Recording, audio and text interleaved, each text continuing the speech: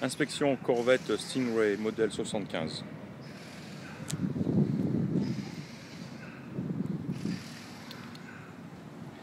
Eh bien, c'est une voiture qui est en très bon état général, et surtout en très bon état de fonctionnement. La conduite est vraiment agréable. C'est une boîte mécanique, donc 4 rapports. L'embrayage est parfait. La boîte est douce et précise, vraiment un régal à conduire. La direction est impeccable et le freinage aussi. Donc au niveau conduite, vraiment rien à dire. Vraiment, elle n'a pas une pêche fantastique, hein, mais c'est une Corvette, c'est normal quoi.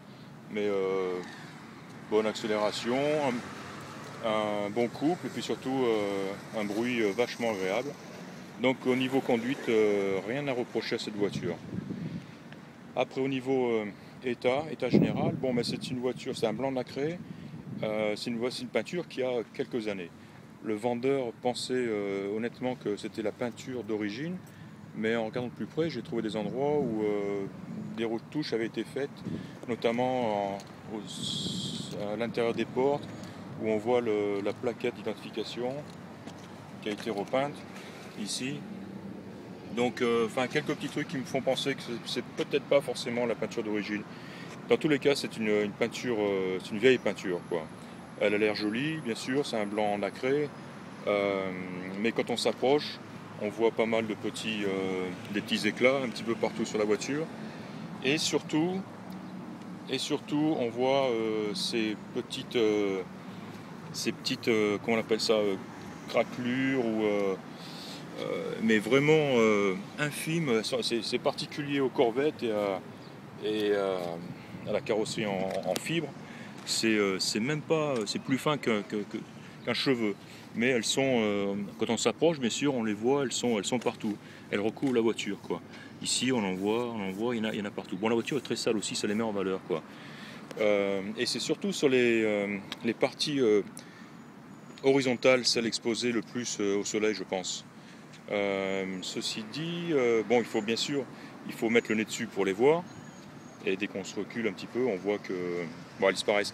Et je suis sûr qu'il serait vachement intéressant sur cette voiture de faire un polissage, lustrage ou un simoni, un truc comme ça, quoi. Et je suis sûr que ça l'améliorerait énormément. Et alors là, elle aurait une gueule fantastique. Le pare-choc arrière a été remplacé ainsi que le pare-choc avant. Double sortie, double pot. Donc tout d'origine sur cette voiture, à part les échappements, les roues, les cragars, et qu'est-ce qu'il m'a dit, bon, bien sûr les caches-culbus, mais il y avait autre chose de plus important. J'ai oublié. Charles, I'm sorry, what did you say was aftermarket in the engine compartment other than the valve covers or something else? The Edelbrock headers.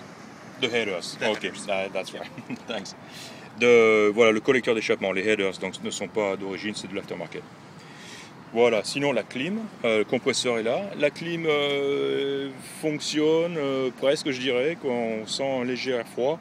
Probablement besoin d'être rechargé. Mais chose rare, elle est présente et elle a l'air de vouloir fonctionner.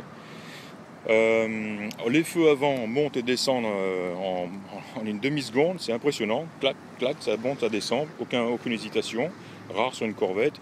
De même les vitres électriques, droite et gauche, montent et descendent sans problème.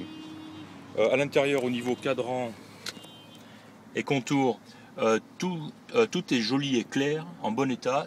Tout fonctionne à part la montre, un petit peu classique, quoi. Sinon, c'est en bon état. C'est bien sûr, hein, c'est d'origine.